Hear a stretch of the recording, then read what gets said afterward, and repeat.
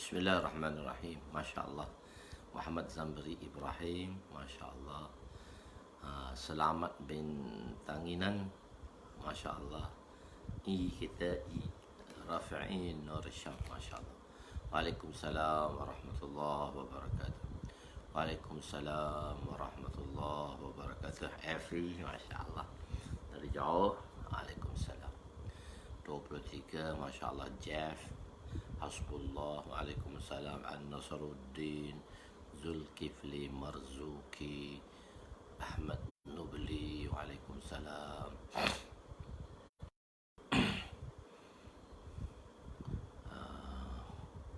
Azri Syahidi. Masya Allah. Dr. Ramizu, Cik Gunnah, Ramli Sharif. Aku menulis bukan kerana nama.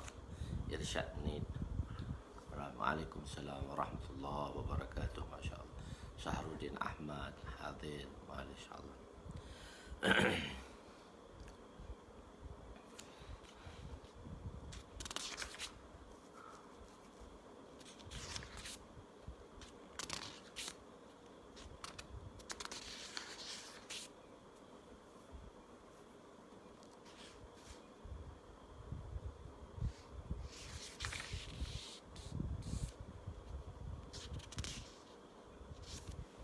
Masya Allah.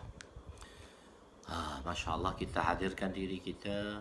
Kita duduk dengan tawajuh. Kita hadirkan, istihdarkan. Kita hadirkan fadilat, kelebihan-kelebihan fadilat. Kita hadirkan untuk menghasilkan ihtisab.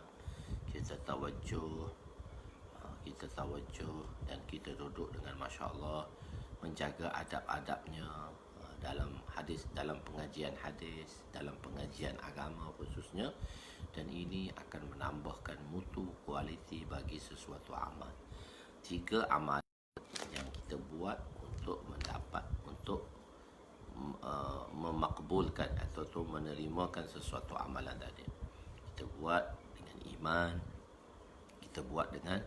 iman, dan kita buat dengan ilmu.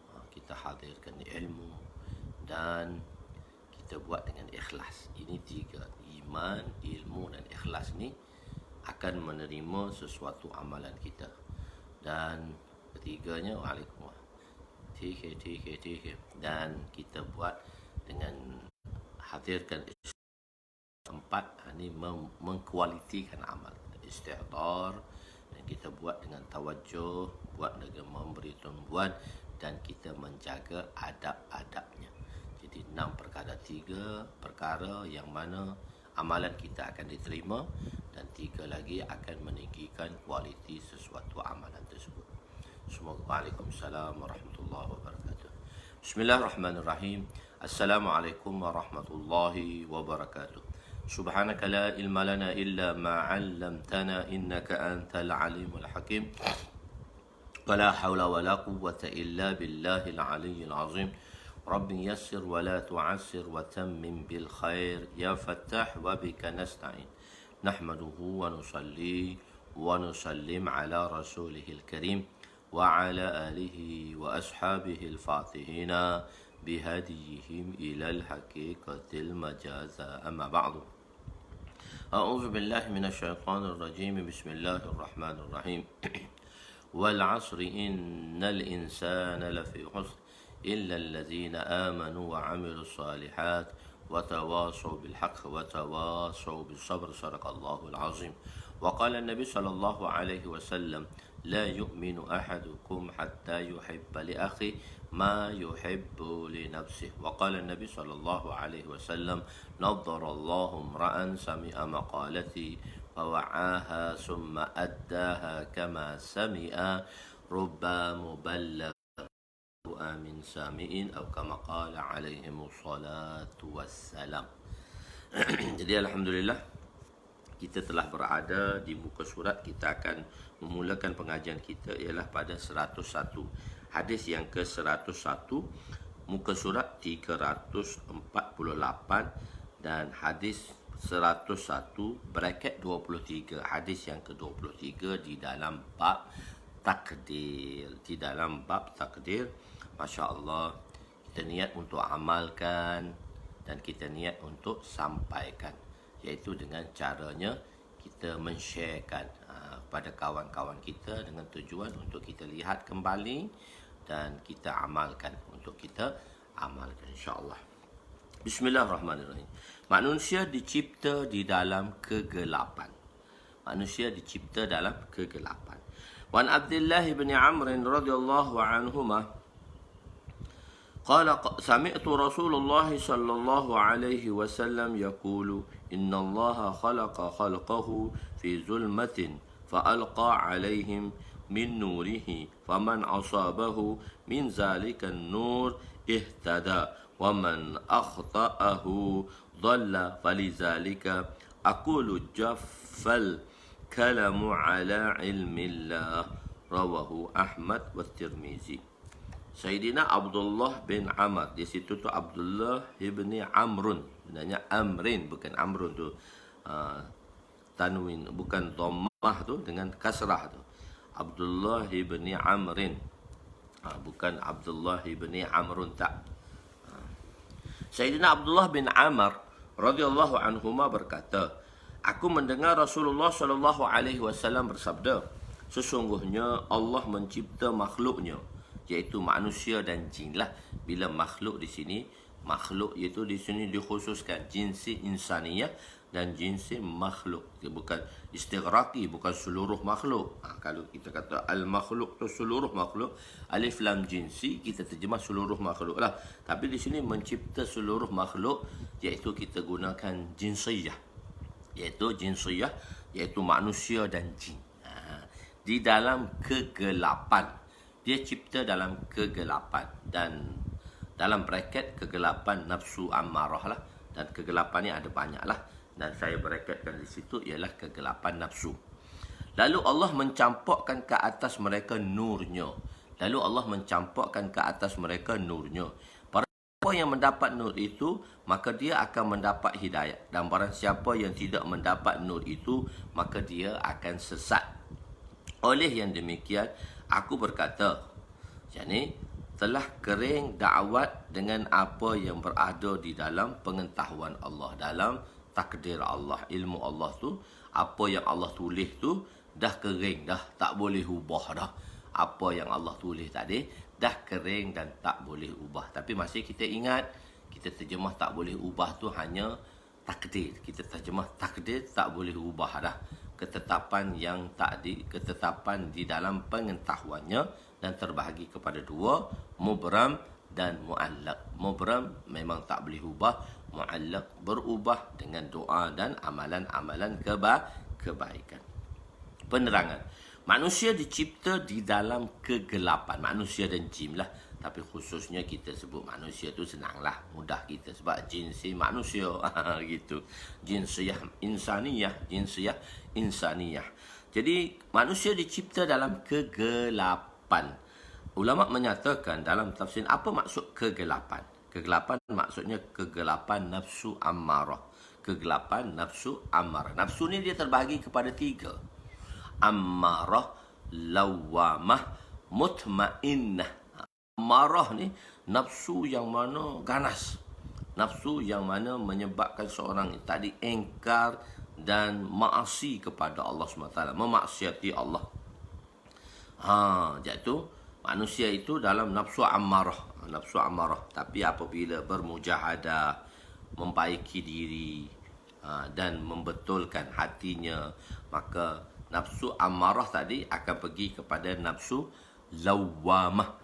Lawamah ni Masya Allah, kadang baik, kadang-kadang tak baik, begitu. Kadang-kadang wali, Masya Allah, macam wali tengok sekali, tengok kali kedua bersinar. Tengok kali kedua betul kan ni, aku tengok orang ni. Kenapa? Dah jadi kuali. Kadang wali, kadang kuali. Macam tu manusia, dia berubah-ubah. Itu lawamah. Tetapi apabila setelah dididiknya nafsu tadi, maka akan sampai kepada mutmainnah. Tapi kadang-kadang manusia kan kecenderungan dia tu ghalib juga. Dia kembali kepada asal. Sebab itu adakah tarbiyah mengatasi. Adakah tarbiyah? Kadang-kadang kalau kita tarbiyah, maka nafsu kita daripada lawamah, daripada amarah, dia akan pergi kepada lawamah. Dan kadang-kadang, dan lepas tu dia akan pergi kepada lawamah. Lepas tu, kalau kita tarbiyah lagi, kita mengislah diri lagi, kita mentarbiyah diri kita, maka dia akan pergi kepada mutmainnah.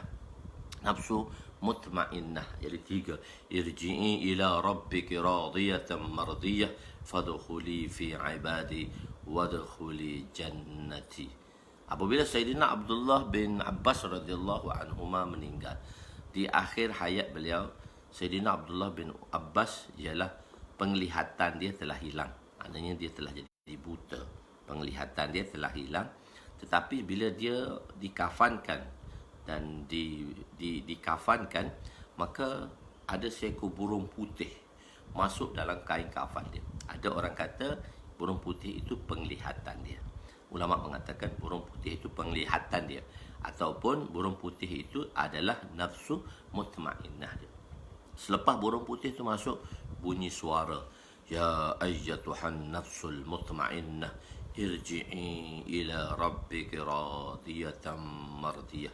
Hai nafsu yang menenangkan jiwa, irji'i, kembalilah kamu kepada Rabb dengan yang diredai. Kembalilah kepada Rabb redai. Jadi kadang-kadang dengan tarbiyah ini, dengan tarbiyah nafsu ni, mujahadatun nafs kita panggil, dengan mujahadah diri kita, bermujahadah diri kita, kita memperbetulkan diri kita, kita bermujahadah diri kita, dia akan sampai kepada satu tahap, iaitu tahap nafsu mutmainnah. Tapi kadang-kadang asal itu dia kembali ghalib. Dia kembali kepada sesuatu tadi, dia akan kadang-kadang akan kembali kepada asal. Itu biasalah lumrah manusia. Apabila seekor kucing dia ditarbiyahkan atau dia dilatih oleh tuannya, boleh melakukan, Masya Allah, serkas lah kita kata, dia boleh buat begini, dia boleh buat begini, dia boleh buat begini, dia boleh buat begini. Tapi kadang-kadang tuan dia tadi nak ajar. Tuan dia nak ajar, adakah apa yang dia terbiah kucing tadi, kucing itu kembali sifat asalnya atau tidak? Kucing tadi kembali kepada sifat asalnya atau tidak? Jadi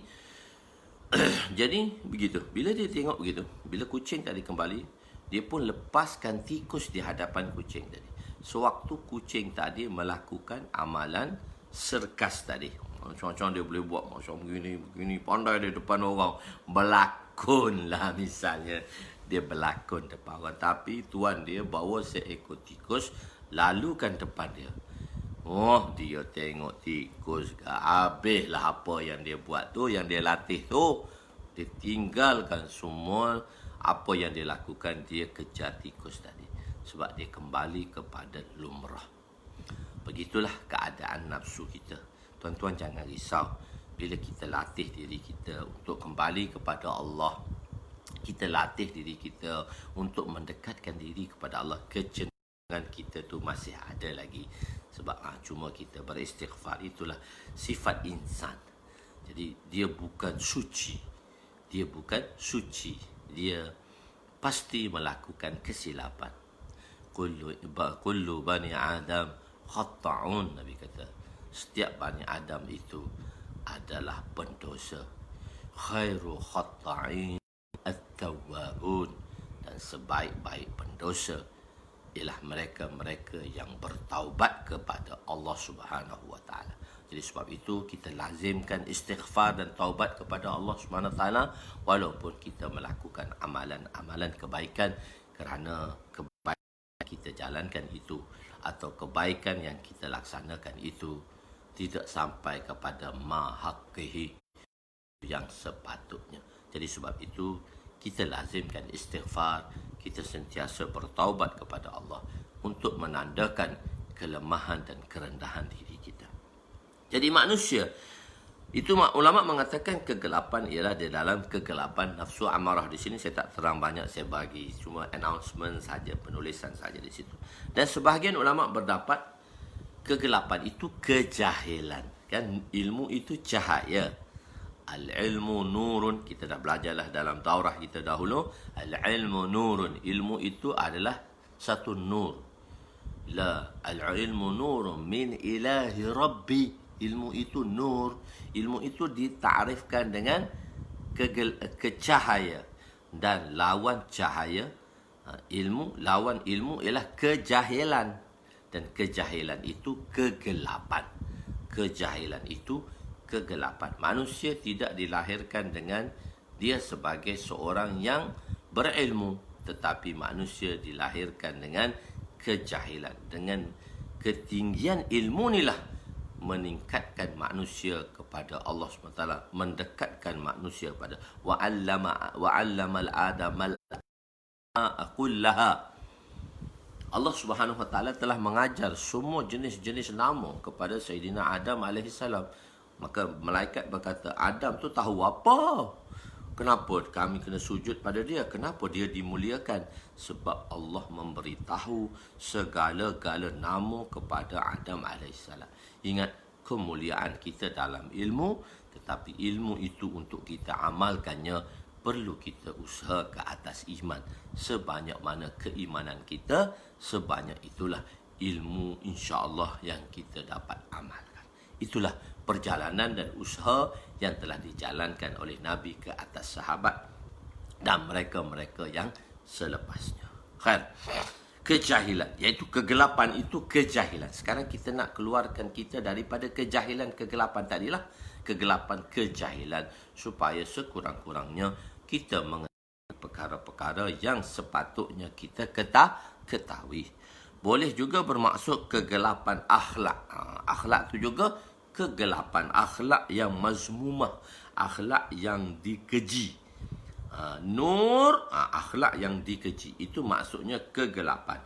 Nur dan Allah dan lepas tu Allah Subhanahu Wa Taala fa'alqa alaihim min nur. Nur ni pula Allah. Nur di sini maksudnya ma'rifah ataupun taufik ilahi. Nur ini ialah taufik ilahi. Mat, kenapa tak datang surau? Mat, kenapa tak datang masjid? Allah tak bagi taufik. Dan ingat, taufik ini adalah usaha. Taufik ini apa dia? Usaha. Taufik ini adalah usaha kita. Maksudnya, usaha yang kita jalankan. Taufik ini adalah usaha. Taufik ini saya telah jelaskan sebelum ini, iaitu taufik ini adalah kesungguhan kita. Kesungguhan kita untuk melakukan kebaikan, maka di situ Allah akan dorongkan kita kepada kebaikan tadi. Okey. Atau min itu memberi makna, ataupun sebahagian pendapat zulmat, kegelapan itu ialah kegelapan dari perjanjian daripada insan, dan nur itu adalah tajalli Allah. Allah SWT tajallikan nur tadi. Allah atau nur iman atau nur hidayat. Nur iman dan nur hidayat. Nur hidayat. Allah Ta'ala akan tambahkan nur hidayat. Min nurihi, min tadi dia panggil min tabi'idiyah. Min menunjukkan sebahagian daripada nur. Muta'alliq kepada alqa, iaitu dia sebagai, dia di dalam ayat alqa tu lah fi'il madhi. Maka fi'il madhi ni dia ada subjek, predikat dia. Apa subjek dia, apa predikat dia. So subjek dan predikat dia perbuatan, dan di situ ada perkara-perkara yang bersangkut paut dengannya. Min ni daripada kata hubung. Kata hubung ni dia mesti kata hubung dengan alqa tadi. Dan min zalika ialah hal bagi asaba. Min zalika, min zalika ni dia muta'alliq. Min zalika muta'alliq sabitan. Muta'alliq sabitan. Man asaba min zalika. Min zalika ni min nurihi. Min nurihi. Min zalika nur. Faman asaba min zalika. Kalau min nurihi tadi, min nurihi muta'alliq kepada alqa, dia akan jadi satu jumlah. Apa natijah dia? Fa natijaiyah. Kalau ngaji nahwu kan kita kena faham selalu. Fatu fa natijaiyah, man tu ism mausul, maka silahnya asabahu min zalika nur, dan silah itu mestinya jumlah. Kalau kita ngaji nahwu kita bahas satu-satu. Kita bahas satu-satu untuk kita faham, dan kita bahas satu-satu i'rab, baru kita tahu penterjemahan dia macam mana. Jadi min zalika tu muta'alliq sabit, dia akan jadi zul hal kepada asaba yang menjadi fa'il kepadanya. Jadi min zalika muta'alliq sabitan jadi hal kepada asaba, iaitu daripada zamir huwa. Zul hal dia zamir huwa pada asaba, min zalika muta'alliq sabitan akan jadi hal. Barang siapa yang mendapat nur, dicampakkan ke barang siapa yang mendapat nur, man asaba min zalika, dalam keadaan didapati nyur itu. Okey, ilmu nahwu sikit saja kadang-kadang beritahu juga tentang ilmu nahwu. So kenapa kita terjemahan berlaku di situ? Kerana atas i'rab di dalam ilmu nahwu tadi. Okey, tak apa. Kita jalan saja. Jadi mereka yang mendapat nur daripada Allah akan mendapat hidayah, dan mereka yang tidak terkena nur tadi akan sesat. Allah telah menulis, ditetapkan di dalam pengetahuannya, dan ia adalah ilmu Allah yang tiada siapa pun yang mengetahui. Tak ada siapa pun yang tahu, cuma Allah bagi tahu benda ni secara umum, dan tak ada siapa pun yang tahu. Malaikat yang dekat dengan Allah pun, yang muqarrab dengan Allah pun tidak mengetahui. Hanya Allah sahaja yang mengetahui, dan itu menjadi satu muamalah Allah, iaitu dia tidak memberitahu kepada kita. Dia supaya dia meletakkan ke atas kita satu usaha, dan tapi cuma usaha kita, wa ma tasya'u illa an yasha Allah. Hai, seluruh hati manusia dalam genggaman Allah Ta'ala. Wa an Anas radhiyallahu anhu qala kana Rasulullah sallallahu alaihi wasallam yuksiru an yaqula ya muqallibal qulub sabbit qalbi ala dinik. Qultu ya nabiy Allah amanna bika wa bima ji'ta bihi fahal takhafu alaina? Qala na'am inna quluba baina usbu'aini min asabi'illah yuqallibuha kaifa yasha. Rawahu Tirmizi wa Ibnu Majah. Sayyidina Anas radhiyallahu anhu berkata, Rasulullah sallallahu alaihi wasallam banyak berdoa. Nabi banyak berdoa, khususnya ni doa-doa yang Nabi baca selepas sembahyang. Nabi baca selepas sembahyang. Wahai yang membolak-balikkan hati, yakni zat yang membolak-balikkan hati, tetapkan kami ke atas agamamu. Aku bertanya, ya Rasulullah, ya Nabi Allah, kami beriman dengan Tuhan. Kami sudah beriman dengan Tuhan, dan apa yang Tuhan telah bawa pada kami. Adakah Tuhan takut akan kami? Sahabat risau juga. Nabi kata, Tuhan takut pada kami? Jangan risau, kami dah beriman dah, kami dah percaya dah pada Tuhan. Kenapa Tuhan takut pada kami? Jawab baginda, ya, aku takut kepada kamu. Kenapa? Sesungguhnya hati-hati adalah di antara dua jari daripada jari-jari Allah. Hati kamu tu duduk dalam dua jari Allah Ta'ala saja.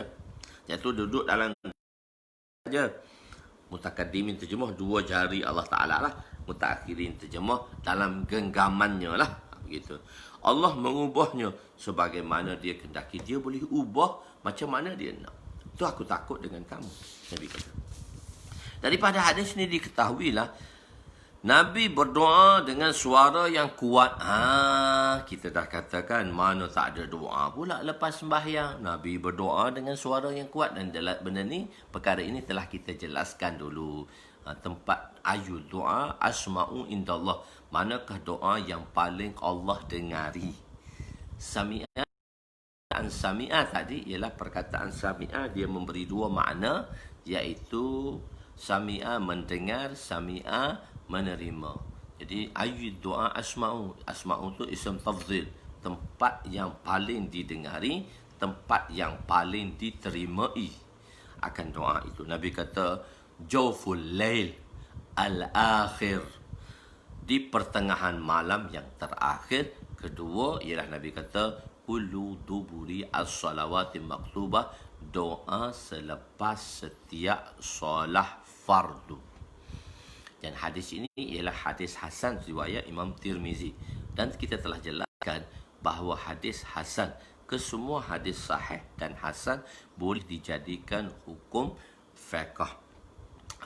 Kullu duburi as-salat. Cuma kita bahaskan pada perkataan dubur itu sahaja.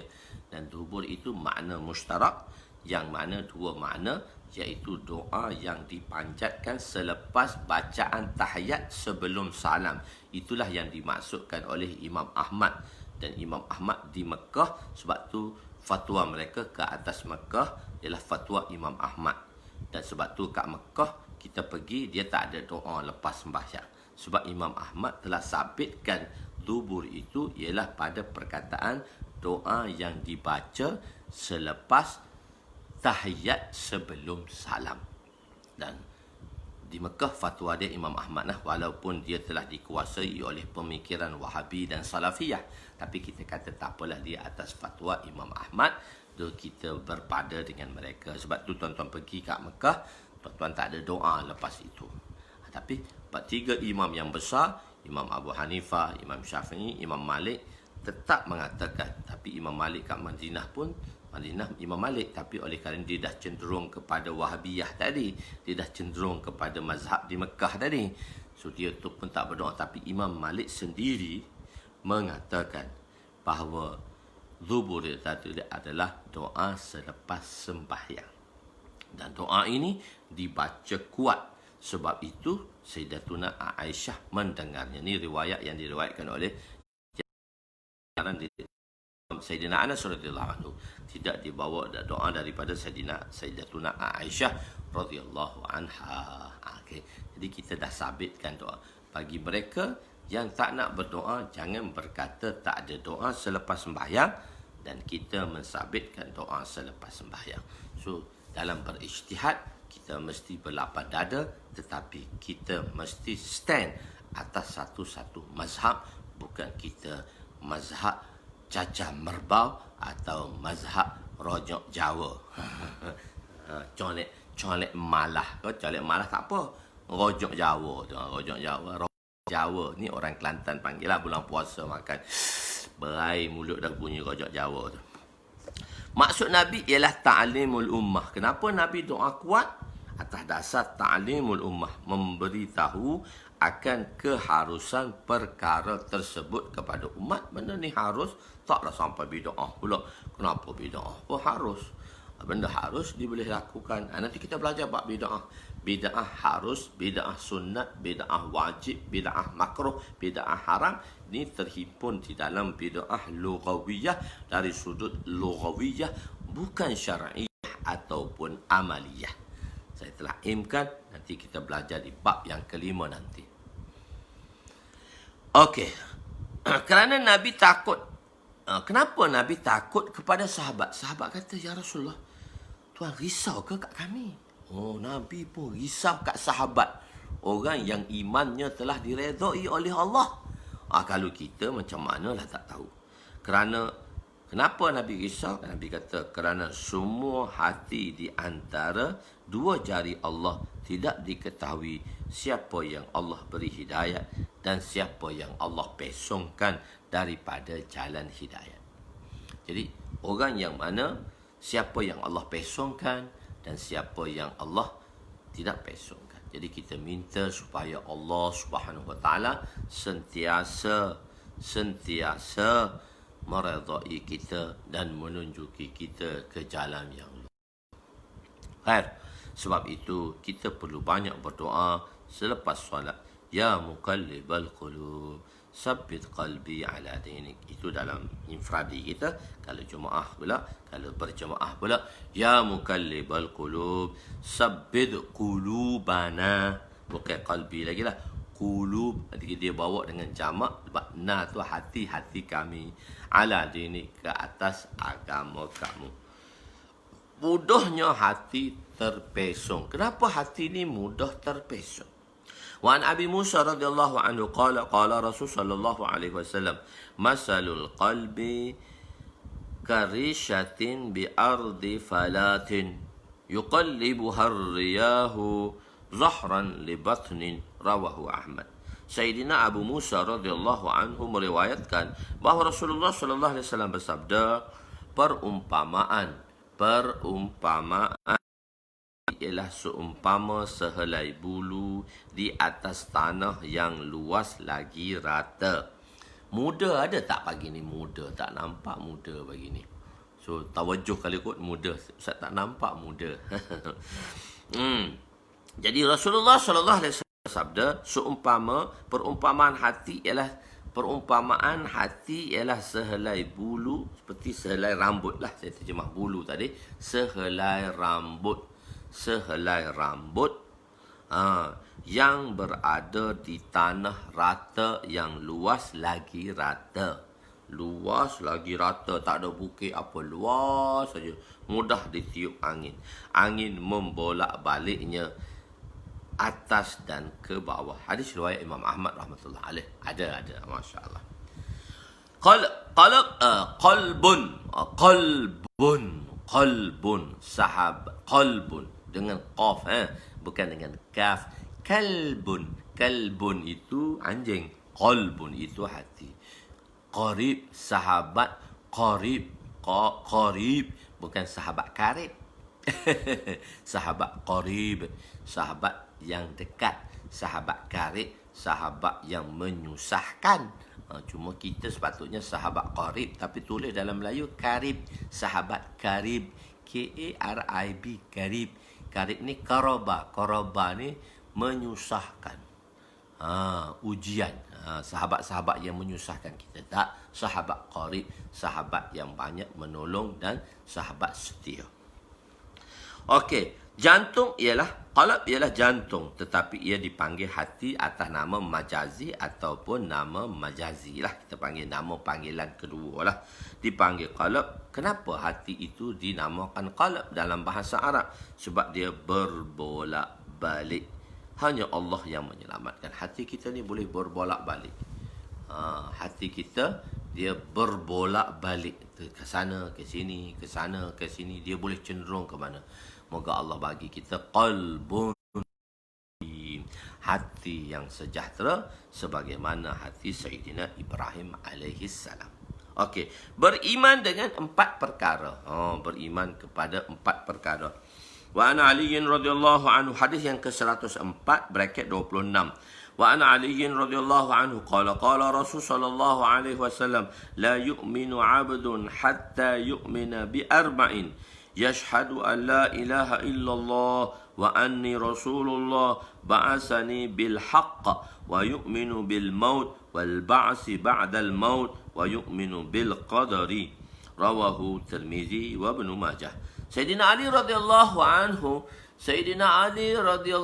anhu meriwayatkan bahawa Rasulullah sallallahu alaihi wasallam bersabda, tidak beriman seorang hamba selagi dia tidak beriman kepada 4 perkara. Maka maknanya 4 perkara. Kata rukun iman kan 6. So banyak-banyak rukun iman tu 6 bila disusun oleh ulama. Dalam hadis tu kita akan mendapati pecahan-pecahan yang berbeza. Begitu. Jadi selagi dia tidak beriman kepada 4 perkara. Pertama, bersaksi bahawa tiada yang layak disembah selain Allah dan aku ini ialah Rasulullah, Nabi kata. Dia mengutuskan daku dengan kebenaran, dengan hak yang mana kamu mesti menerimanya. Hakun, bukan sidqun, hakun. Apa itu sidqun dan apa itu hakun telah kita jelaskan. Kedua, beriman dengan kematian. Beriman pada ba'dal maut. Beriman kita kematian. Ketiga, dengan kebangkitan selepas kematian. Beriman selepas kematian. Dan keempat, beriman dengan takdir. Beriman dengan takdir. Penerangan tidak beriman dalam hadis ini ialah penafian aslul iman, iaitu tiada iman, bukan penafian kesempurnaan iman. La yu'minu ahadukum, kita terjemah kadang-kadang penafian itu terbahagi kepada 2. penafian itu terbahagi kepada dua. Satu, penafian aslul iman, nafsul iman, dan satu lagi penafian kamalul iman. Di sini tidak menafikan kesempurnaan iman, tapi di sini menafikan tidak beriman langsung. Kalau siapa tak percaya pada ni, dia tak bukan orang beriman. Bukan iman dia lemah tak? Bukan orang beriman. Kita beriman iaitu kita bersaksi dengan lidah, kita mengucap dia ikrar bil lisan, dan kita mentasdikkan dalam hati, tasdik bil qalb, mentasdikkan dalam hati tiada yang layak disembah. Selepas kita mengucap kalimah syahadah, asyhadu an la ilaha illallah wa asyhadu anna Muhammadar Rasulullah, maka kita mesti kekalkan iman kita dalam 3 proses: tasdik bil qalb, ikrar bil lisan, amalu bil arkan, dan kita bahas dah dalam kitabul iman dahulu. Okey. Beriman dengan kematian. Beriman bahawa satu hari dunia. Apa maksud dunia kematian? Dunia pun mati. Dunia mati apa? Hancurlah dunia ini. Maka hari kiamat ialah hari terakhir dunia. Hari yang mana dunia ini akan fana. Dunia ini hancur lebur. Tidak tinggal apa pun yang satu. Allahu Akbar. Boleh jadi maksudnya beriman dengan kematian. Apa maksud beriman dengan kematian juga? Iaitu bahawa seorang itu tidak mati kerana kemalangan, ditimpa bangunan, lemas, dimakan harimau dan sebagainya. Tetapi kematian itu kerana telah ditetapkan oleh Allah. Cuma Allah jadikan sebab saja. Sebab malaikat kata, aku tak berani nak ambil nyawa orang tanpa sebab ni. Kena ada sebab lah. Begitu. Setiap orang akan menerima kematian. Walaupun orang kafir. Orang kafir tetap menerima kematian. Cuma dia menganggap kematian itu, dan selepas tu tak ada apa lagi lah. Sebab tu dia panggil, kalau di antara apa dia ni, kita panggil, ala pendapat orang kafir ni, dia panggil bila dibalas di dunia tadi, dapat balasan di dunia. Karma. Di antara karma ni adalah pendapat dalam mazhab Hindu. Dalam Hindu, karma dipanggil karma. Baik dibalas baik, buruk dibalas buruk. Kita kata dah karma tu, cuma kita istilah karma saja. Tapi karma ni, dalam pendapat karma ni, iaitu orang-orang Hindu berpendapat lah. Dia kata kita, orang baik akan mati dan orang jahat akan mati. Dan selepas mati dia hidup kembali. Jadi roh ni akan dihidupkan kembali. Roh yang baik akan menjadi binatang-binatang yang baik, seperti burung kakak tua dan sebagainya. Tetapi orang-orang yang jahat ni, dia akan dihidupkan kembali. Itu maksud dia hidup kembali. Mana? Menjadi binatang. Menjadi binatang. Jadi orang yang jahat ni akan jadi rimau lah, jadi anjing, serigala lah.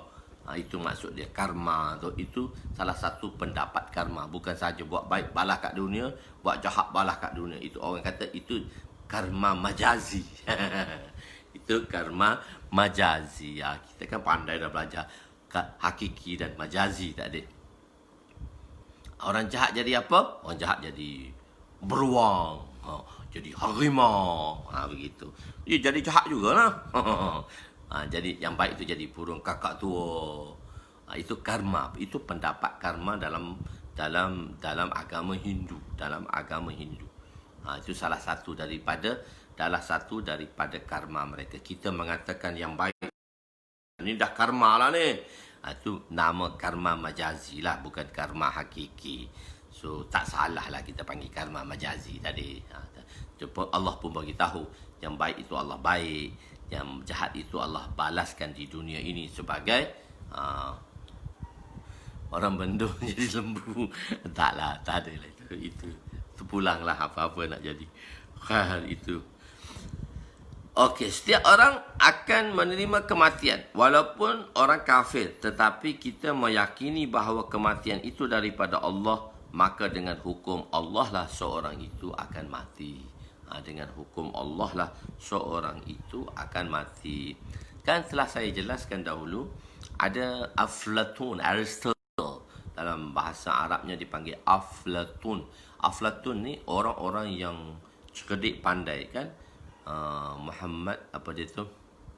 Muhammad Mukhtar dia tanya dia orang belajar ilmu falsafah ni. So dalam falsafah mereka mengatakan orang-orang cerdik seperti kami ni ahli-ahli falsafah, sebab tu dia katakan kata-kata hikmah itu daripada kata-kata falsafah, tapi kita murakkan hikmah itu daripada Al-Quran dan hadis. Yu'ti hikmata man yasha faman yu'tal hikmata faqad utiya khairan katsira. Telah kita sabitkan hikmah itu ilmu Al-Quran dan ilmu hadis, bukannya ilmu falsafah.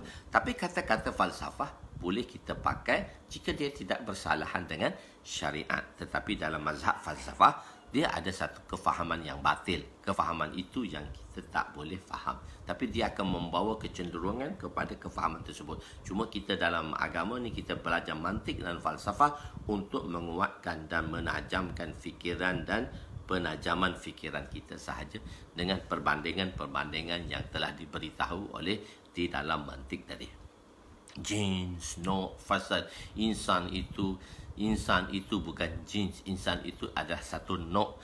Haiwan itu jins. Dia ada jins. Jins, no, fasal. Dan fasal itu ada pengkhususan. Lepas tu dia ada ardi'am, dia ada khasah. So dia ada 5, dipanggil hawasil khamsah. Itu di dalam perbahasan tasawur dan dalam perbahasan mantik, dalam pembahasan hujjah, perbahasan tasdiq ialah pembahasan hujjah.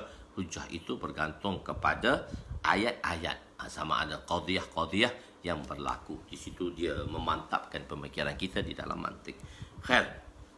Jadi falsafah ni. Jadi Aflatun ni, saya rasa saya tak cerita lagi bab ni. Aflatun ni beriman dengan kematian. Sebab orang kafir pun dia menerima kematian. Orang yang tak percaya kepada Nabi pun dia percaya kepada Allah. Jadi orang-orang falsafah ni dia percaya kepada Allah. Cuma dia tak percaya pada Nabi. Maksudnya kita ni orang cerdik, tak perlu ikut Nabi lah. So orang bodoh-bodoh je yang kena ikut Nabi. Kita ni orang yang Allah bagi dah akal yang cerdik, jadi kita tak perlu ikut Nabi. Jadi oleh kerana dia beriman kepada Allah, maka dia berimanlah atas kematian. Cuma dia rasa dia cerdik sangat. Aflatun ni dia nak ubat mati. Dia nak ubat apa? Dia nak ubat mati. Bolehkah ubat mati? Mati tu tak boleh ubat pun. Mati pun tak boleh diubat. So saya rasa saya dah ceritakan tentang Aflatun ni, tentang kematian tadi. Saya tak cerita lagi Aflatun.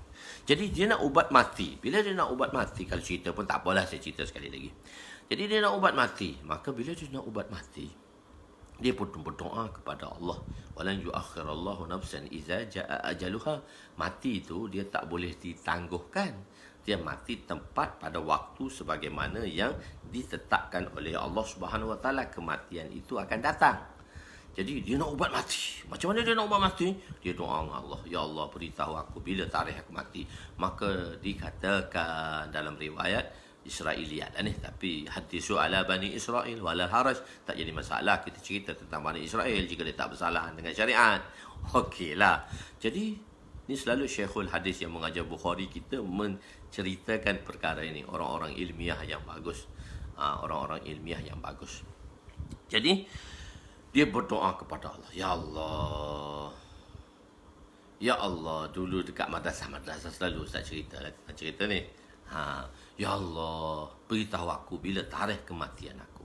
Maka Allah bagi tahu dia, fulan tarikh kamu akan mati pada waktu yang ditetapkan.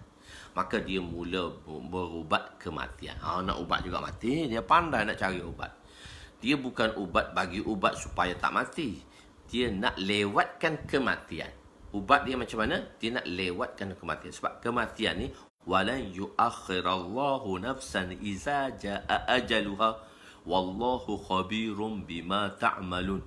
Walan yuakhirallah. Allah SWT akan tak lewatkan sedikit pun kematian itu. Exactly tarikh yang mana dia nak mati, dia akan tetap mati exactly.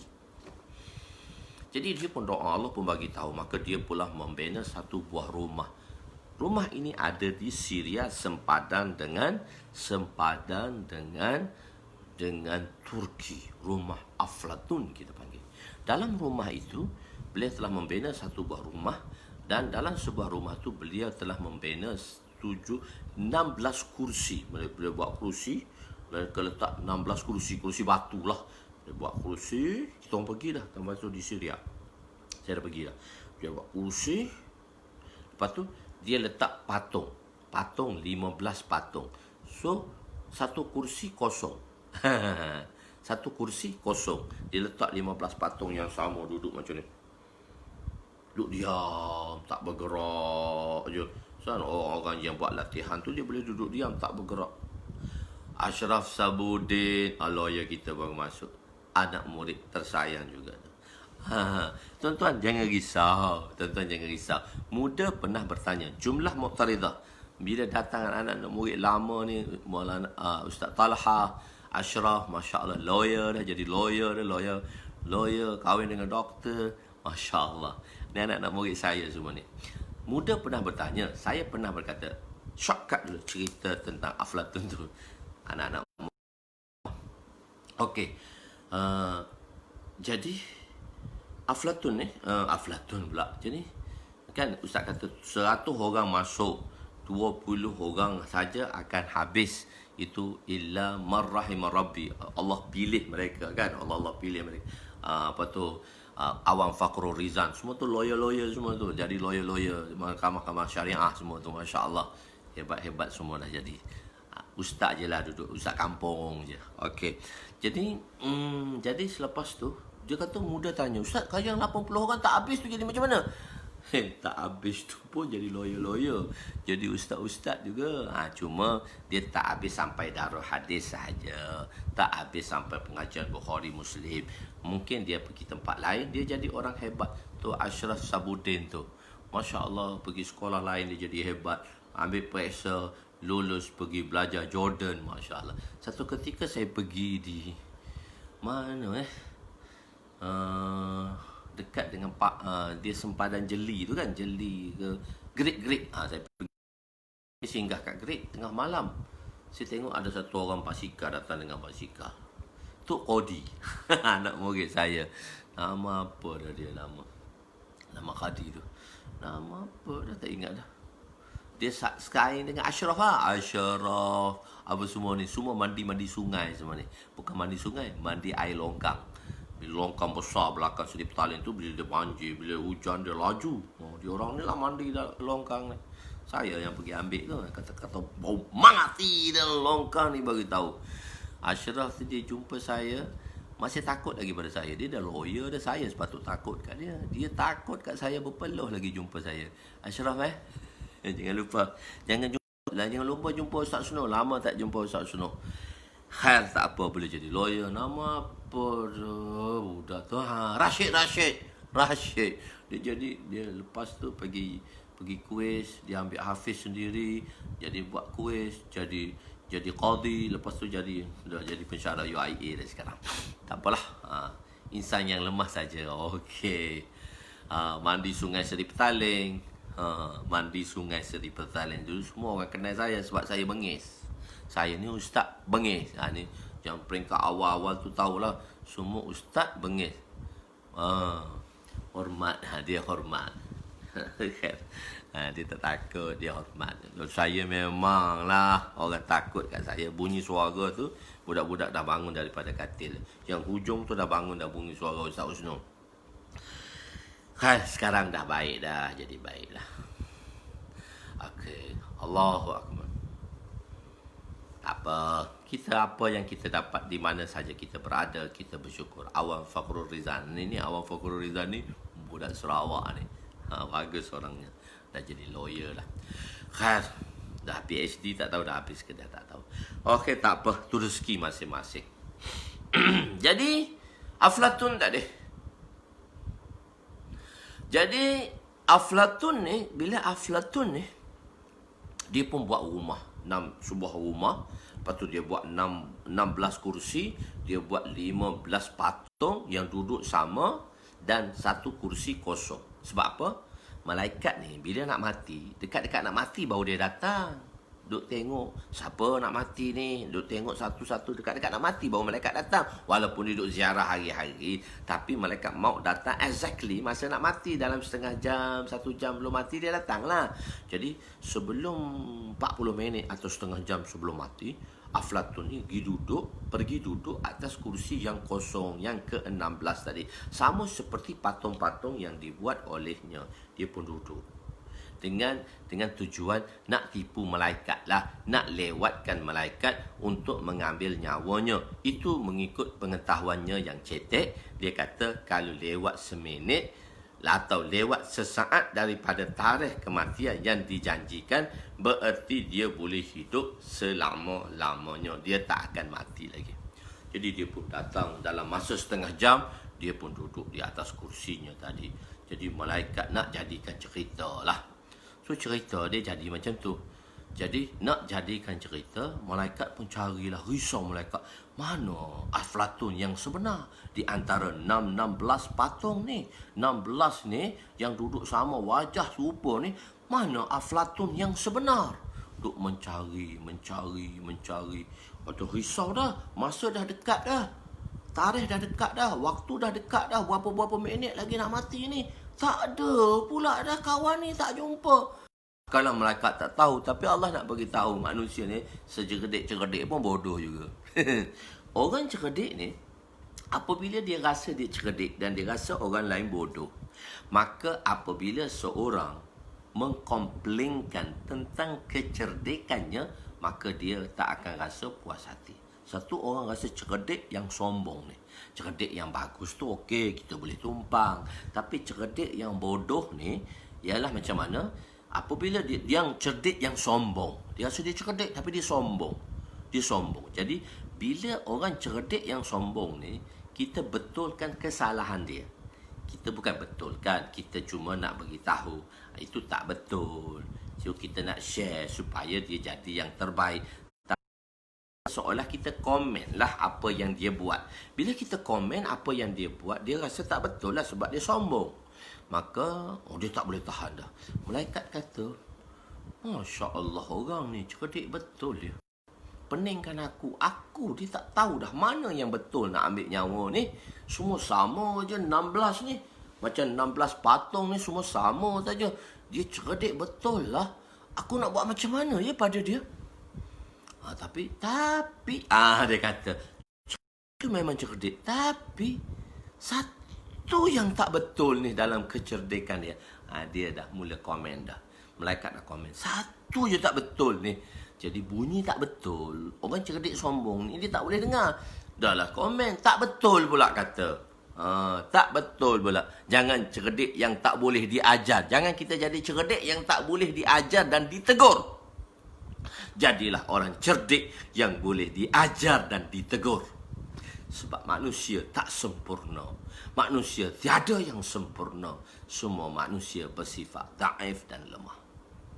Maka malaikat pun kata, cerdik betul orang ni. Tapi cerdik pun ada tempat yang bodohnya.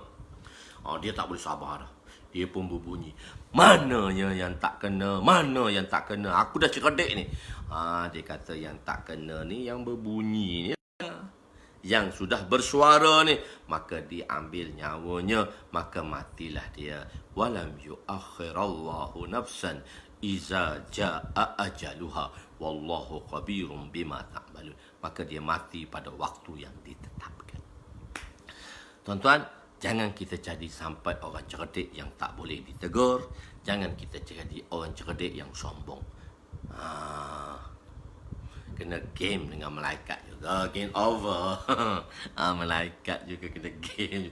Selalu Tuan Guru kami, Syekhul Hadis kami, Sufi Sarwas, dapat barakatuhum, Masya Allah, selalu kisah ni, selalu dengarkan kisah ni pada kami. Berapa banyak kali kami di daurah hadis tu, ada 3-4 kali dia dengar dalam setahun tu pada kami cerita tu je. Dia kata tak apa, kau dengar apa aku nak cerita lagi. Manusia tetap akan mati. Beriman dengan kematian. Tetapi meyakini bahawa kematian itu daripada Allah, bahawa dengan hukum Allah lah seorang itu mati. Dalam akidah, sebahagian penganut Hindu berpendapat bahawa alam ini kekal. Dia kata alam ni kekal, alam ini qadim. Dalam pendapat Hindu, maka balasan kebaikan dan kejahatan diberi di dunia ini. Apabila seorang itu mati tanpa kebaikan, maka dia akan dihidupkan semula dalam bentuk binatang buas. Jika dia mati dengan kebaikan, dia akan dibangkit semula dalam bentuk burung, kakak tua dan lain-lain. Dengan ini, Dengan sebab inilah manusia tidak meninggalkan kejahatan. Kepercayaan ini dipanggil kepercayaan karma. Kepercayaan karma. Akidah orang Kristian, na'udzubillah, bahawa Allah telah mensalib Nabi Isa AS. Oleh itu, sebanyak mana dosa pun diampun. Jadi orang Kristian, dia buat dosa, dia pergi kat padri, dia minta maaf, dosa dia dimaafkan. Selalu Mak Saleh bawa cerita kan, ada cerita jahat tu, dia bunuh habis orang, last kali dia akan pergi ke padri, dia pun kata, saya buat dosa ni, Father, saya buat dosa ni. Padri dia kata, maaf. Maaf. Okey. Satu ketika dia dah bunuh habis dah, orang jahat tu, dia bunuh orang baik, dia pergi kat padri, dia kata, saya buat dosa ni. Apa padri tu? Polis. Bam! Tembak dia. Mati jugalah dia. Matilah juga dia. Mak Saleh selalu buat cerita macam tu. Akidah orang Kristian, beriman kepada takdir. Di sini diulang kembali perkataan beriman. Sepatutnya dalam kaedah bahasa Arab tidak diulang lagi perkataan beriman. Tu'mina tak payah berulang. Tapi diulang untuk menekankan kepentingan perkara beriman dengan takdir. Dua golongan sesat. Apa dua golongan yang sesat? Wan Ibn Abbas radhiyallahu anhu, hadis yang ke-105 bracket 27. Saya kena sebut nombor-nombor ni lah sebab senang nak dalam nanti untuk buat video dan sebagainya, untuk buat YouTube dan sebagainya. 105 bracket 27. Wa an Ibn Abbas radhiyallahu anhu qala qala Rasul sallallahu alaihi wasallam, sinfani min ummati laysa lahum fil Islam nasibun, al-murji'atu wal qadariyatu. Rawahu Waqala hadisun gharibun. Sayyidina Abdullah bin Abbas, Ibnu Abbas meriwayatkan bahawa Rasulullah sallallahu alaihi wasallam bersabda, dua golongan daripada umatku yang tiada bahagian dalam Islam. Dua golongan di kalangan umatku yang tiada bahagian dalam Islam. Pertama, golongan Murji'ah. Kita katakan banyak mazhab-mazhab akidah. Masalah satunya mazhab Murji'ah. Ahli Sunnah wal Jamaah, Khawarij, Mu'tazilah, Murji'ah, Qadariyah, Jabariyah, Mujassamah. Banyak mazhab-mazhab dia, lebih kurang 6. 6 tu pecah pula pada kecil-kecil. Satu saja yang betul, iaitu mazhab Ahli Sunnah wal Jamaah. Okey. Golongannya yang kedua ialah satu golongan Murji'ah. Golongan kedua ialah golongan Qadariyah. Murji'ah. Okey. Murji'ah menganggap bahawa insan itu majbur. Insan itu macam robot. Dia di remote control kan. Majbur ni tak boleh nak buat apa. Dia telah disetkan. Manakala diset dah. Orang dah set dah dia. Manakala Qadariyah pula menganggap insan itu khalik. Qadariyah ni dia lebih kurang dengan mazhab Mu'tazilah. Dia ada kurang sikit lebih. Dia Mujassimah tadi. Jadi menganggap majbur, iaitu dia tidak disetkan. Dia telah disetkan, manakala Qadariyah menganggap manusia itu qadir mutlak. Kan kita telah bagi tahu Allah itu khalik kepada perbuatan manusia. Allah itu khalik kepada insan, dan Allah juga khalik kepada setiap perbuatan insan. Khaliqul af'al, khaliqul khalaq wal khaliqul af'al. Khaliqul fi'il wal af'al, khaliqul af'al. Allah khalik kepada af'al insan itu sendiri, dan Allah itu khalik kepada insan. Tapi Allah itu khalik kepada insan, tapi insan itu khalik kepada af'alnya. Bermakna setiap af'al insan itu tidak termasuk dalam takdir. Sebab tu hadis ni dibawa di dalam bab takdir. Okey. Allah telah mencipta insan dan insan mencipta perbuatannya. Itu pendapat Qadariyah. Oleh itu, perbuatan insan tidak termasuk dalam takdir, sedangkan ia berlawanan dengan firman Allah Subhanahu Wa Taala. Dia bersalahan dengan firman Allah Subhanahu Wa Taala. Allah kata, "Wallahu khalaqakum wa ma ta'malun." Waw tu huruf ataf, ma ta'malun tu adalah jumlah yang mana ma'tum. Macam mana Allah cipta kamu, macam itulah Allah cipta segala perbuatan kamu. Tu macam mana Allah cipta kamu. Wallahu khalaq tu dia panggil maf'ul bihi. Wa ma ta'malun tu, ma ta'malun tu di jumlah ma ta'malun, ma tu ma mausulah, dan mausulah ta'malun tu ismi mausul dalam bentuk sentence. Jumlah ma mausul silah dia akan jadi ma'tuf alaih, ma'tuf kepada waw huruf ataf, kun ma'tuf alaih, dan menjadi maf'ul bihi. Allah lah yang mencipta kamu dan Allah lah yang mencipta segala perbuatan kamu. Itu kan sebab itu kita ahli sunnah wal jamaah telah jawab perbuatan itu daripada Quran. Allah mencipta kamu dan Allah lah yang menciptakan semua gerak laku kamu. Surah As-Saffat ayat 96.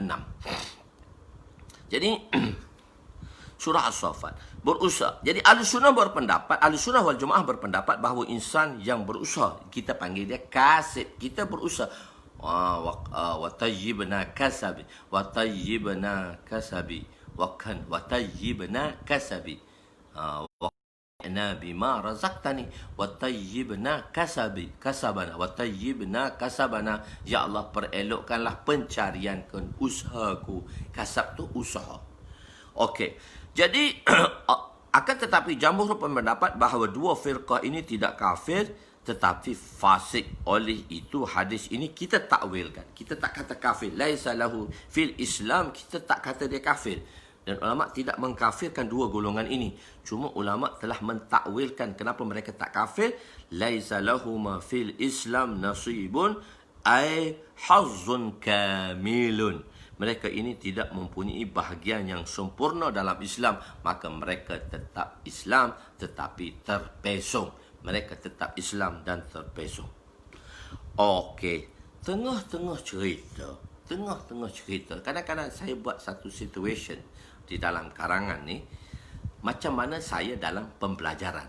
Saya kadang-kadang seronok juga. Kita tengah catat, kita tengah karang tu.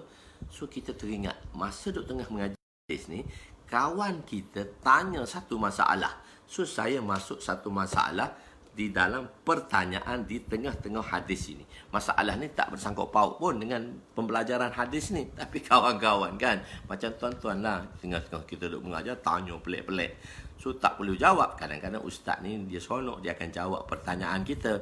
Jadi orang yang tak bertanya tu dia tak seronok. Dia kata aku tak, kita orang tak tanya, kita orang duduk belajar lain, kau tanya pelik-pelik. Nanti ustaz beritahu soalan kamu. Lepas tu kita dah lewat pelajaran, kita nak calo je, nak teruskanlah saja. Begitu. Jadi kawan kita bertanya tentang mazhab. Tentang mazhab. Dia bertanya tentang mazhab. Dalam mazhab yang empat, kita ialah imam kita musib, iaitu betul. Dalam mazhab yang empat, asaba, man asaba, adraka. Siapa dapat mencapai matlamat dia. Dalam kita dah belajar di dalam kitabul ilmu dulu. Siapa di antara ahli sunnah, di antara mujtahidin dalam istinbat hukumnya dan dia mendapati tepat di dalam pengistinbatannya, mengeluarkan sesuatu hukum tu tepat. Tapi kita tak tahu hak mana tepat sebab Allah tak bagi tahu dah, sebab wahyu sudah tak sampai. Nabi sahaja Allah akan bagi tahu mana kesilapan ijtihadinya, manakah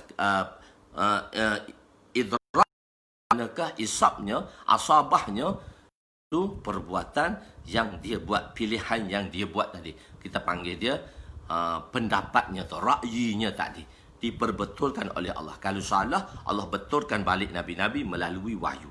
Tapi umat ini, mujtahidin yang datang pada kurun kedua, sahabat pun dah ada zaman dia dah ada ijtihad dah. Tapi kebanyakan ijtihad hukum zaman kurun kedua.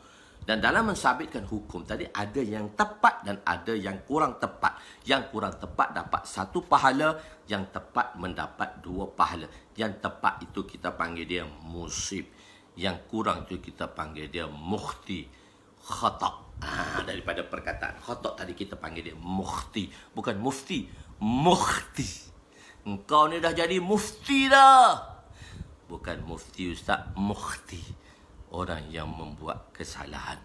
Bukan mufti, orang yang mengeluarkan fatwa. Tak, saya dia bukan mufti, mukhti. Okey.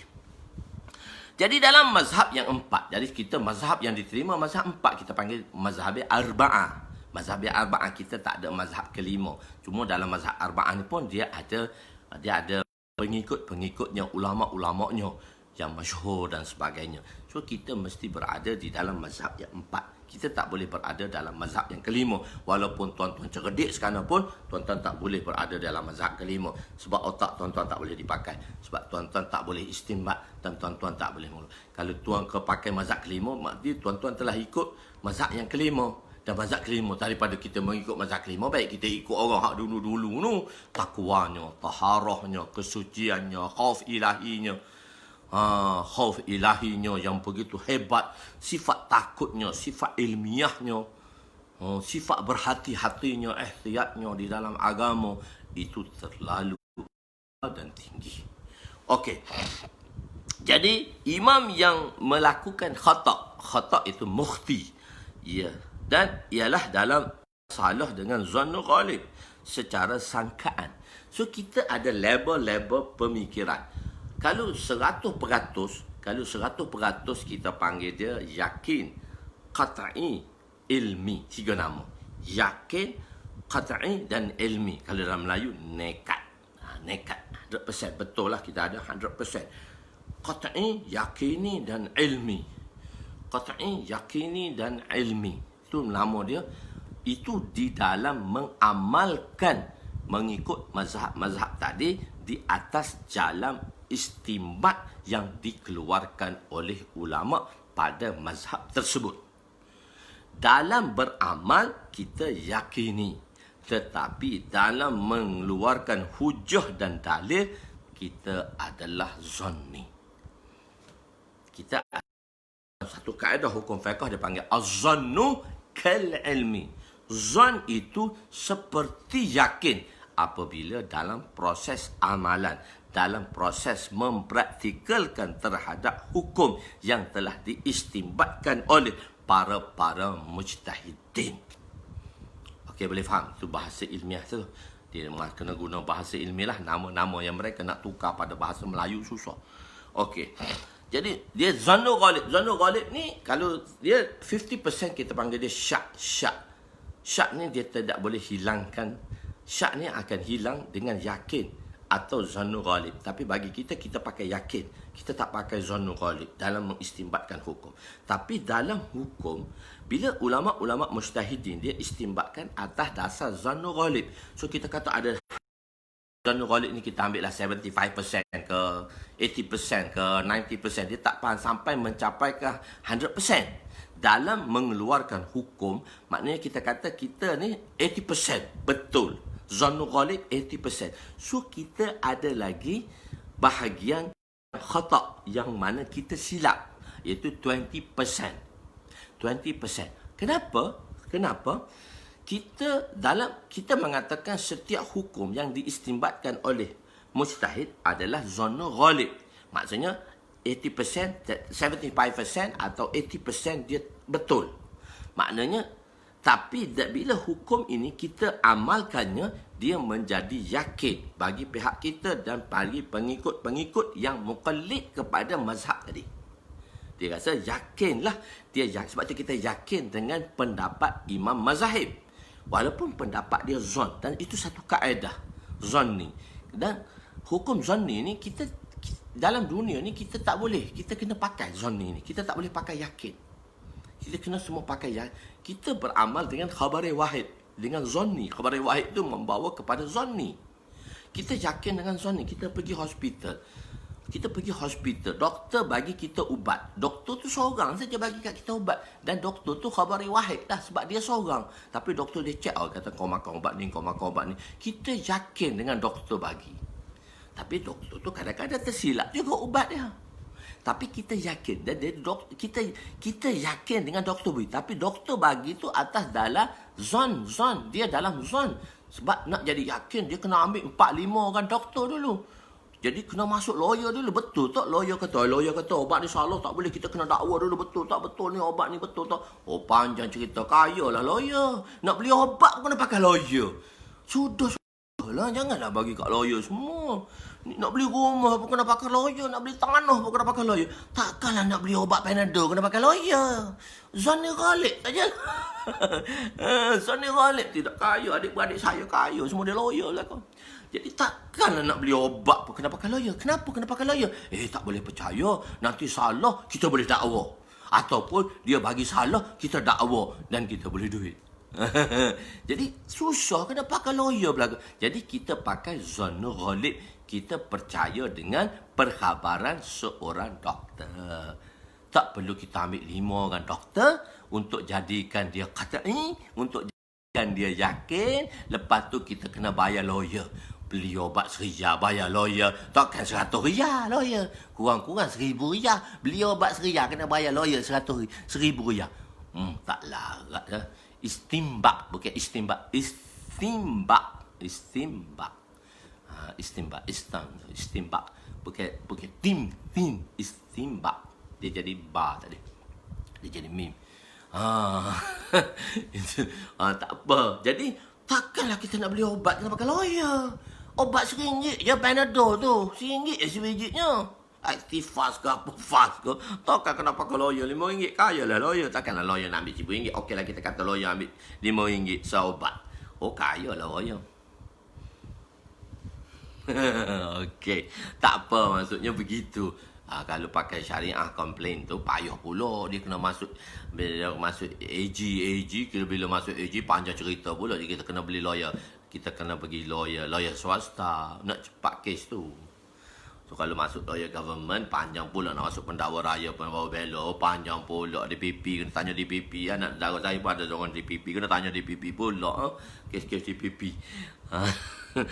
Okey, maksudnya kita pakai Zanni Ghalib. Doktor kata ni obat dia. Itu pun ada hak salah. Kena salah juga. Sebab tu doktor tanya dulu. Kalau nak bagi antibiotik, doktor tanya, allergic tak? Allergic tak? Doktor pun tanya dah. Allergic tak? Tak. Okey, allergic. Kalau antibiotik tak kena minum air banyak. Tidak. Nak cover tak boleh. So, semua perkara atas dunia ni atas Zanni Ghalib. Atas Zanni Ghalib. Bukan yakin. Dia bagi obat pun tak yakin. Tapi takkan kita nak cerita yakin. Begitu juga dalam usul fiqh. Dia panggil umul balwa. Benda tu dah jadi umum balwa. Jadi umum balwa, benda tu dah jadi umum dah. Begitu dalam usul harian manusia. Okey, dia panggil umum balwa. Benda tu yang mana terlibat harian. Umum balwa tadi terlibat harian manusia.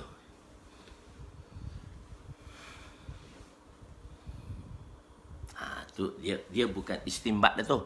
Dia tak panggil istimbat. Kalau mufti dia tak panggil istimbat. Mufti dia panggil fatwa. Fatwa ni dia akan ambil satu-satu qaul yang diistimbatkan oleh ulama dulu. Mufti bukan mengistimbatkan hukum. Mufti memfatwakan hukum. Daripada istimbat mereka yang dahulu. Daripada istimbat ulama-ulama mujtahid. Ulama-ulama mujtahid. Mufti dia memanggil fatwa. Mujtahid kita panggil dia istimbat, mengeluarkan hukum.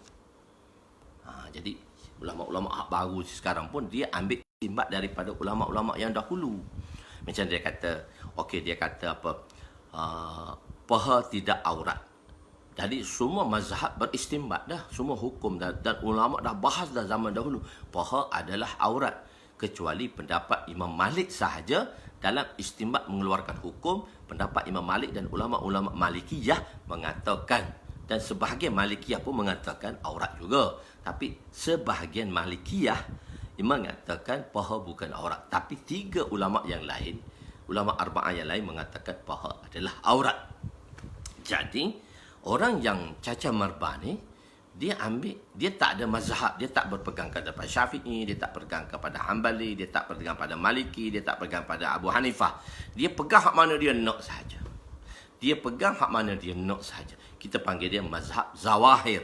Mazhab ini mazhab zawahir. Mazhab yang bergantung kepada hadis, satu-satu hadis secara zahir sahaja.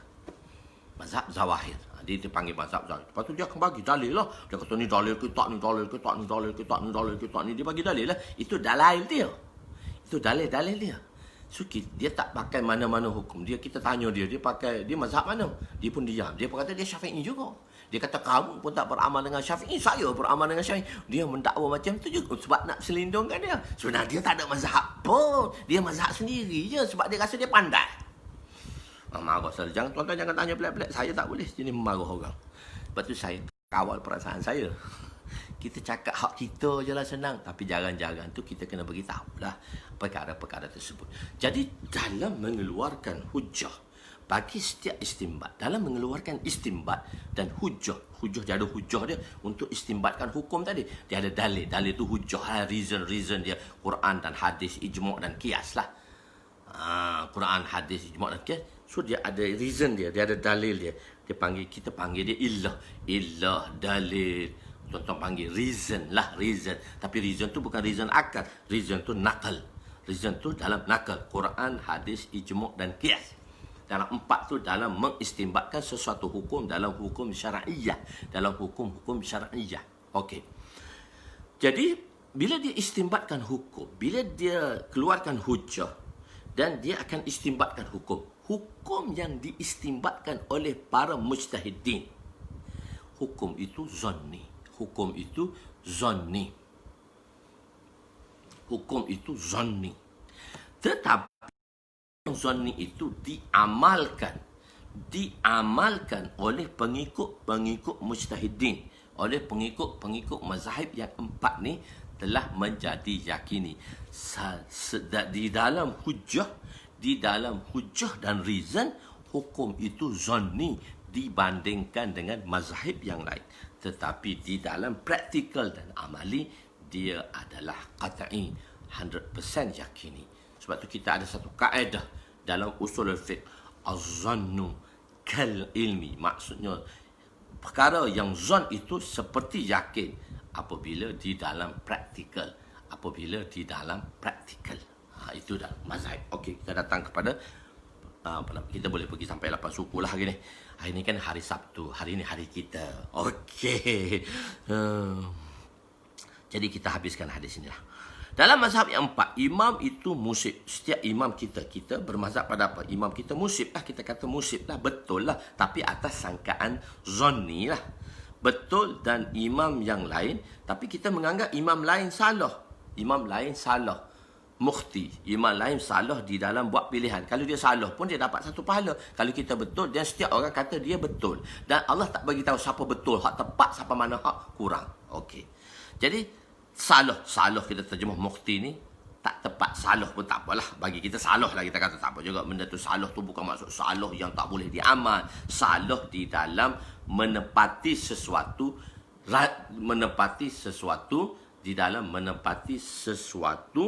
kehendak di dalam proses pembahasan tersebut. Okey. Mematuhi kehendak. Tu faham ayat saya. Mematuhi kehendak, mematuhi piawaian, mematuhi SOP. Zaman sekarang SOP yang mudah. Okey, istimbat. Okey, dan betul.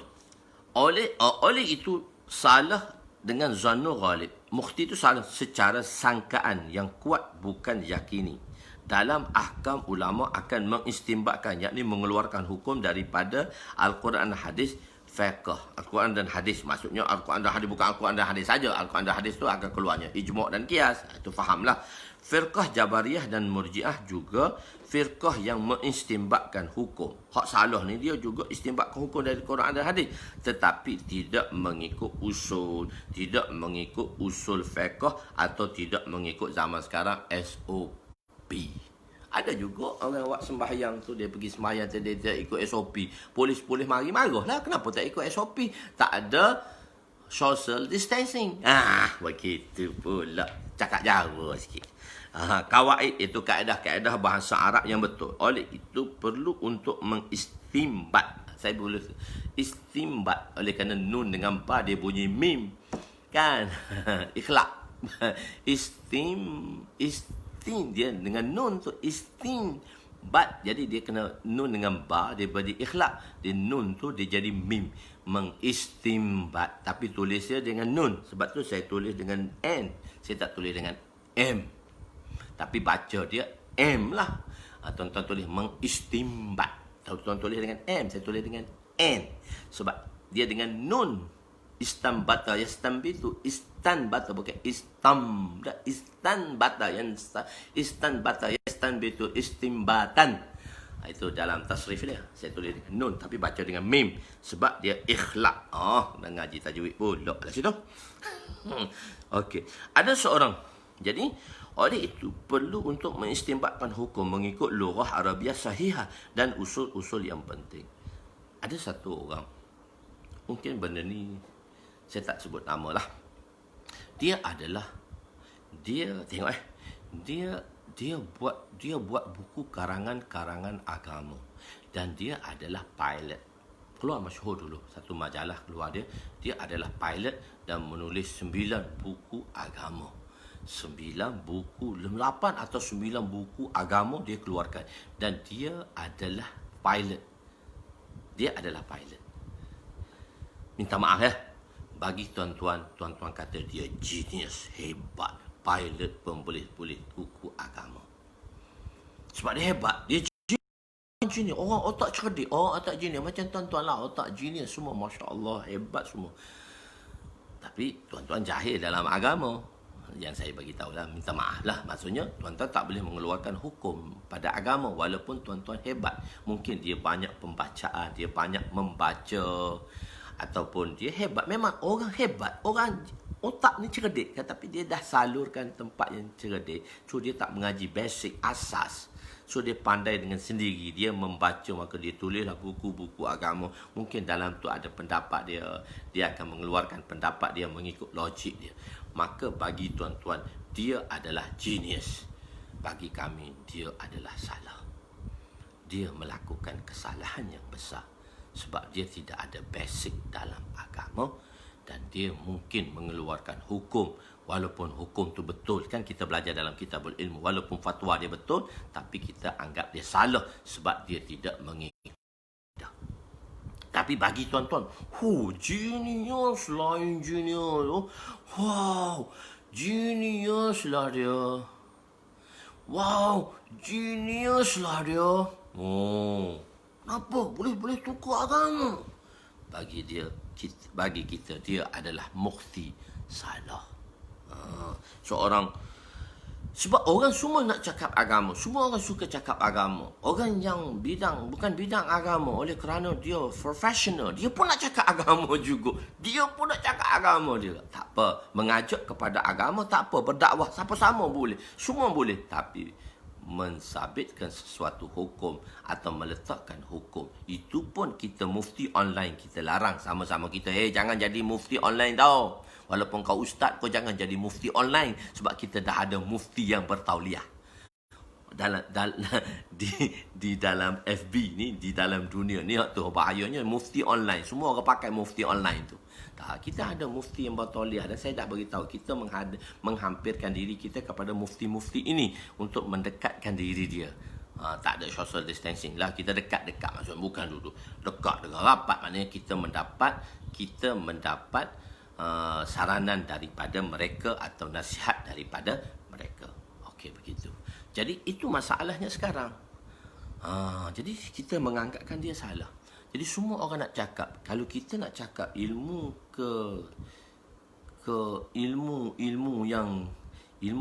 ilmu juru terbang ni. Kita nak cakap ilmu juru terbang ni. Dia kata, Ustaz jangan cakap Ustaz. Ustaz mengaji pun tak juru terbang. Saya kata mudah je, semua ada button saja. Sekarang semua button saja. Naik je lah. Dia kata kena belajar sekolah dulu Ustaz. Belajar sekolah memandu. Kena belajar sekolah memandu kapal terbang Ustaz. Baru boleh jadi pilot. Mana Ustaz? Begitulah tuan-tuan. Dalam nak sabitkan, nak tulis buku agama ni, tuan-tuan kena ada ilmu asas. Kena belajarlah ilmu syarah nahwu. Kena belajarlah dengan berguru. Bukan boleh berguru. Maka apa yang tuan-tuan buat tu salah. Begitu. Ada seorang juru terbang mengatakan para imam menyusahkan kita. Susahkan kita. Kita tak perlu tanya dia kenapa. Dia menjawab bahawa kita sudah mempunyai Al-Quran dan Hadis. Kita kajilah Quran dan Hadis. Kita tidak memahami bahawa untuk memahami Al-Quran dan Hadis, kita memerlukan ulama. Kita tak perlu memahami. Kita tidak kita tidak memahami, untuk memahami Al-Quran kita memerlukan ulama dan fuqaha. Sebab kita nak faham Al-Quran dan hadis, kita kena perlu ada ulama. Kita perlu ada ulama, kita perlu kena ada ulama. Kita tak boleh buat sendiri. Kita tak boleh buat sendiri. Tuan, benarkah saya memandu kapal terbang tuan bawa? Dia jawab, mana boleh, nanti rosak kapal terbang, nanti jatuh matilah kita. Maka dijawab bahawa untuk pandu kapal terbang pun tuan tidak benarkan saya kerana saya tiada ilmu mengenai kapal terbang. Nanti akan rosaklah agama. Mereka diam, maka terdiam dia. Oleh itu, bahaya begini hanya memahami agama dengan pembacaan. Pemahaman itu harus selaras dengan usul-usul dan kawaidnya, SOP-nya. Buat batil, mereka mengistidlalkan, iaitu mengambil dalil untuk mengeluarkan hukum juga daripada Al-Quran dan hadis, tapi tanpa usul dan kawaid, tanpa ada kaedah-kaedah dan SOP-nya. Para imam mujtahid adalah ahlul haq kerana mereka memahami Al-Quran dan hadis. Adakah orang awam memahami Al-Quran dan hadis seperti para ulama? Soalan.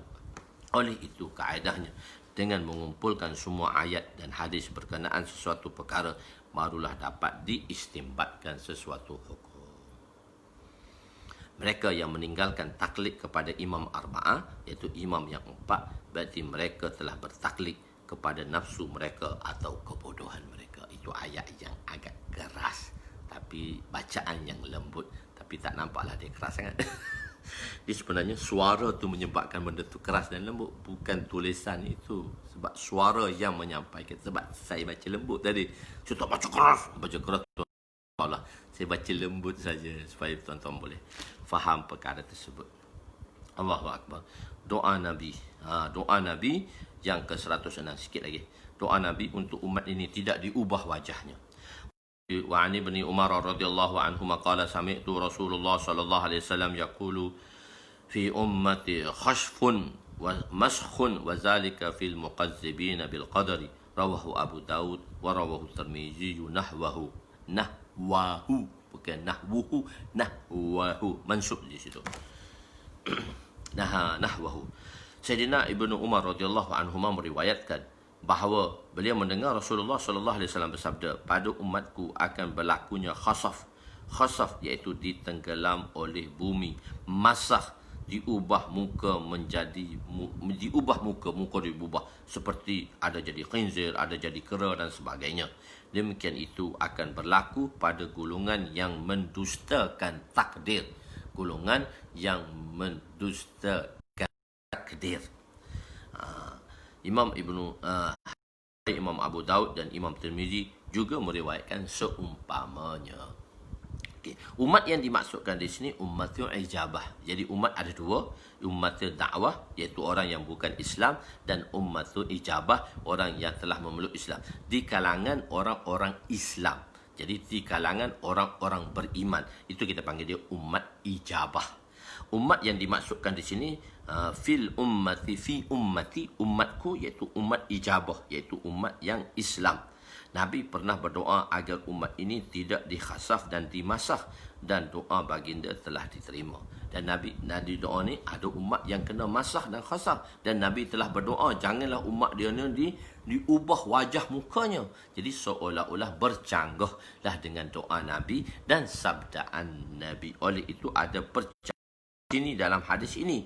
Jawabnya ialah berlakunya khasaf dan masah pada hari kiamat. Tak, berlakunya bukan di dunia, tapi hari kiamat nanti benda ni akan berubah. Jawapan kedua, khasaf dan masah tidak berlaku pada zaman Nabi sahaja. Jawapan khasaf dan masah tidak berlaku pada zaman Nabi sahaja.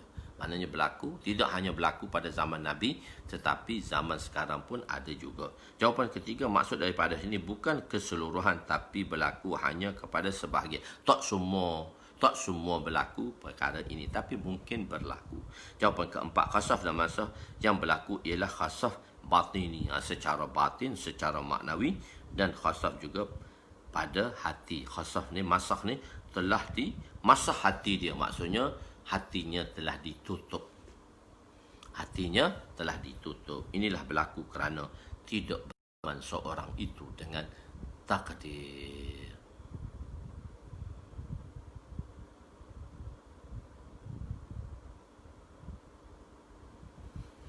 Okey. Jadi berlaku Qadariyah, pendapat Qadariyah adalah majusi bagi umat. Kita berhenti di situlah dulu, insya-Allah. Kita sambung lagi esok hari Ahad. Masya-Allah, kita sambung esok. Itu daripada Allah, yang kurang itu daripada nafs, daripada kelemahan saya. Masya-Allah, daurah ketiga telah kita buka semalam, 2 malam dah telah buka. Tuan-tuan boleh berdaftarlah di daurah ketiga. Kita akan belajar Kitabut Taharah. So kita start daurah di Kitabut Taharah. Tuan-tuan, Kitabut Taharah ni dia agak panjang sedikit dengan Kitabus Salat. So dia dalam 2 daurah tak sempat habis. Macam-macam Kitabul Ilmu kan, kita dalam 2 daurah dah habis dah. Dari dalam Kitabus Salat, Kitabut Taharah ni mungkin 3 atau 4 kali daurah bawa bitarah, lepas tu baru masuk Kitabul, barulah masuk Kitabus Salat. Tapi tuan-tuan nak habis dalam 3 kali, saya boleh habiskan, tapi mudahlah, kesian. Dia kata ustaz baca lajunya tak faham. Tak apa, kita santai-santai, insya-Allah kita santai-santai. So kita pun dalam bulan 7 ni kita kena ubahlah pengajian daurah kita macam mana, kita bincanglah. Dan juga pengajian harian kita macam mana, sebab tuan-tuan akan bekerja macam biasa, saya pun akan mengajar macam biasa, tapi sampai bulan 7 lah kita on lagi. So kita akan insya-Allah pengajian malam ke siang ke dan sebagaimana kita akan ambil, dan daurah kita bila kita akan buat. Jadi untuk kemudahan tuan-tuan dan saya kita fikir sama-sama lah, insya-Allah. Moga Allah SWT bagi taufik untuk kita amal dan kita sampaikan. Aku qouli hadza, astaghfirullahalazim li wa li walidayya wa li jami'il muslimina wal muslimat wa lil mu'minina wal mu'minat al ahya'i minhum amwat bi rahmatika ya arhamar rahimin ya awwalal awwalin wa ya akhiral akhirin wa ya zal quwwatil matin wa ya rahimal masakin wa ya arhamar rahimin. Zalamna anfusana wa illa taghfir lana wa tarhamna lanakunanna minal khasirin. Wa sallallahu ala sayidina Muhammadin wa ala alihi wa sahbihi ajmain. Alhamdulillah. Dia 7 lapis tu kan, 7 lapis syurga. Jadi 7 lapis lah. 7 lapis. Jadi 7 lapis tu lapisan 7 tu wallahu yuhibbul witir. Allah itu menyukai yang witir. Jadi kita buatlah witir. Benda tak ada keistimewaan apa pun. Pakai serban itulah mahkota ulama. Jadi mahkota orang Islam berserban. Jadi tak apa kenapa ni pakai 7, tak apalah, cara macam lah. Okey, wallahu alam.